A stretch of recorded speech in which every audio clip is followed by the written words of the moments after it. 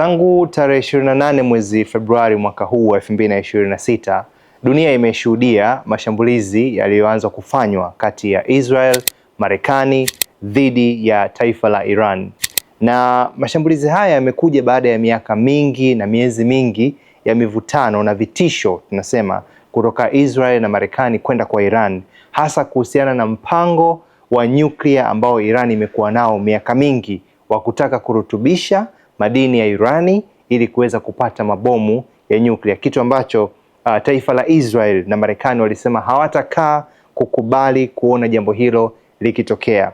Sasa tangu mashambulizi haya yaanze kutokea, mashambulizi makubwa yameelekezwa kwenye miundombinu ya kijeshi, ndege za kivita za Marekani na Israel na makombora ambayo yamekuwa yakirushwa kutoka katika vituo vya kijeshi vya Marekani yamekuwa yakielekezwa zaidi kwenye miundombinu ya kijeshi ya Iran, hasa kwenye hifadhi ya makombora, kwenye ndege za kivita ambazo ziko Iran, lakini pia hata kwenye meli za kivita za Iran ambazo zinapatikana katika eneo la bahari na ukanda huo wa taifa la Iran. Kwa hiyo tangu mashambulizi hayo yaanze, tumeshuhudia madhara mengi, na zaidi ya viongozi 50 wa kijeshi na wa kisiasa nchini Iran wameuawa, na pigo kubwa zaidi tunasema kwa Iran limekuwa ni shambulizi dhidi ya kiongozi wake mkuu wa miaka mingi, Ayatollah Ali Khamenei,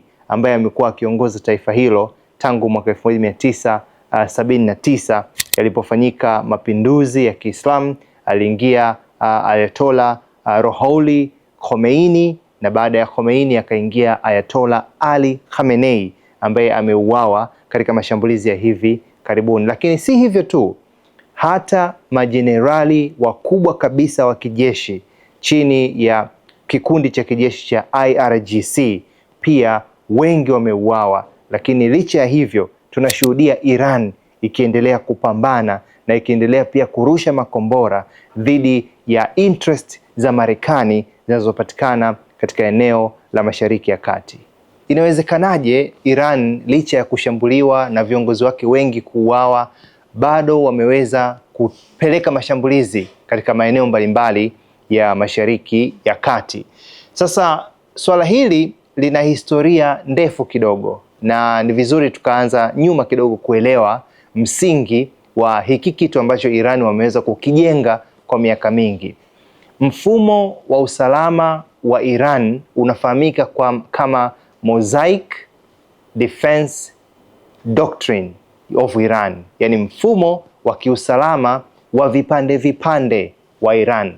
Na mfumo huu ulitokana na masuala ya kihistoria.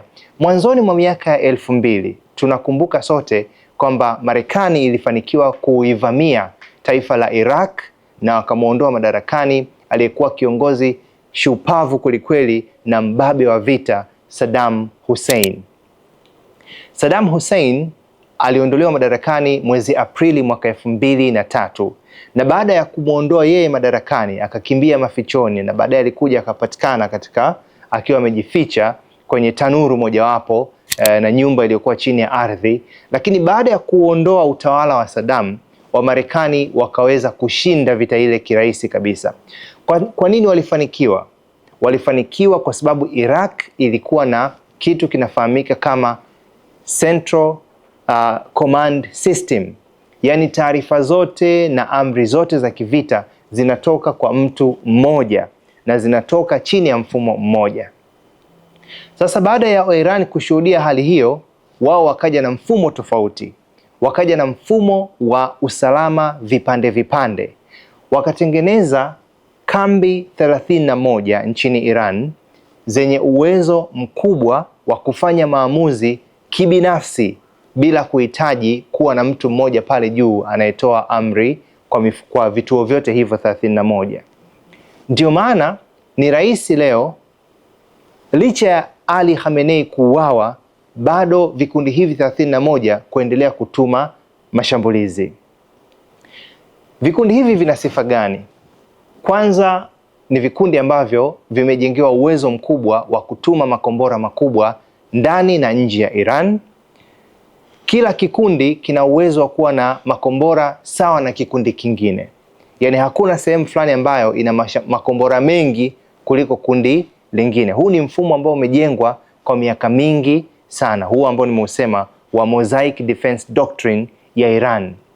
Kwa hiyo mfumo wa ulinzi wa Iran unaiwezesha hata ukiweza kukata kichwa, bado kiwiliwili kinaweza kufanya kazi na kikatuma mashambulizi.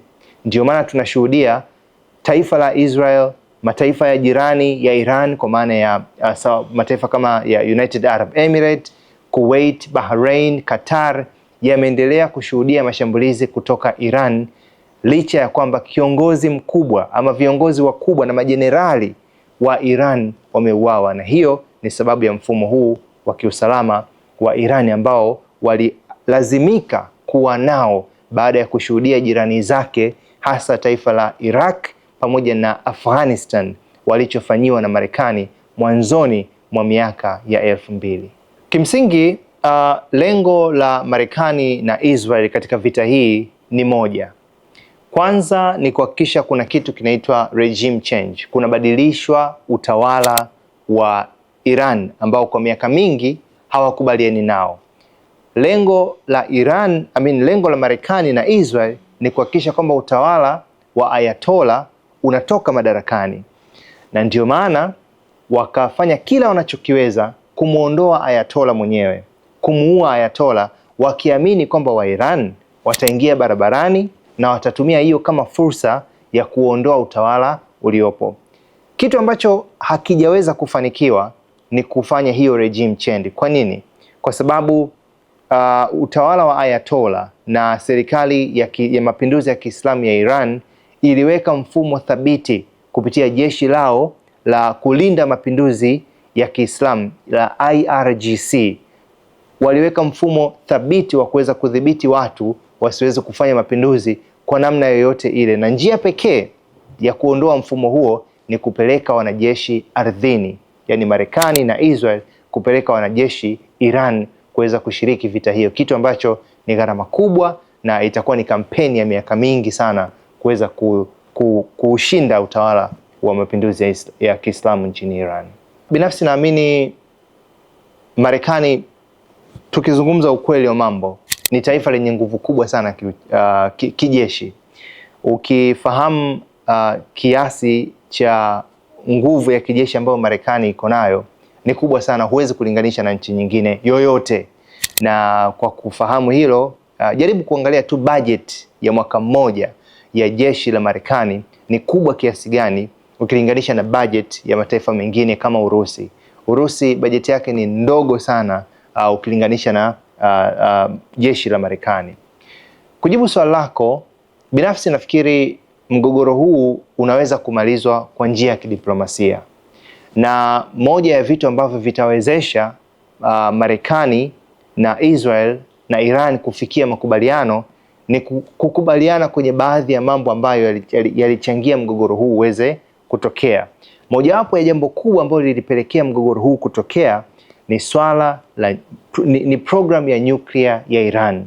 Kwa miaka mingi sana Iran imekuwa ikiambia dunia kwamba haina mpango wa kutengeneza silaha za maangamizi za nyuklia, lakini Israel na Marekani wamekuwa na ushahidi wa muda mrefu kwamba taifa la Iran lina mpango wa kuwa na silaha za maangamizi za nyuklia, kitu ambacho Israel na Marekani na hata mataifa ya NATO pia hayako tayari kuona Iran ikimiliki silaha za nyuklia.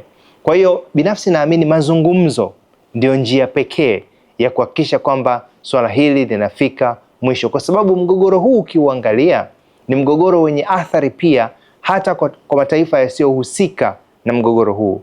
Angalia bara la Afrika kwa mfano, tunategemea mafuta ambayo kwa asilimia kubwa yanatoka Mashariki ya Kati. Mojawapo ya mataifa ni Iran pia.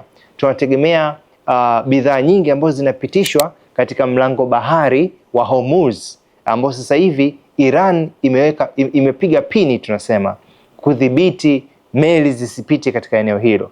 Kwa hiyo ni suala la muda kwa mgogoro wa Iran kuwa na athari kwa dunia nzima, na ndio maana tunasema kitu pekee ambacho kinaweza kumaliza mgogoro huu ni mazungumzo ya kidiplomasia, na tumeshuhudia hivi karibuni rais wa Marekani Donald Trump akisema kabisa kwamba tayari kuna mazungumzo yameshaanza, licha ya kwamba taifa la Iran limekanusha kwamba hakuna mazungumzo hayo, lakini Trump amesema, na inawezekana amesema hivyo kwa ajili ya kutoa nafasi sasa ya viongozi wa Iran kuweza kumtafuta, kukaa chini, kuanza kuzungumza namna gani ambavyo wanaweza wakaufikisha mwisho mgogoro huu ambao athari zake kwa bei za mafuta, tunafahamu sote, bei ya mafuta yakiongezeka, manake bei ya bidhaa zingine zote ambazo zinategemea uzalishaji wa kutumia mafuta, usafirishaji wa kutumia mafuta, bei zitaongezeka kwenye kila nyanja ya maisha ya watu kote duniani. Hata sisi hapa nyumbani Tanzania tunaweza kuathirika kwa kiasi kikubwa. Ukiongeza bei ya mafuta, hata bei ya vitu vingine vyote pia itaongezeka.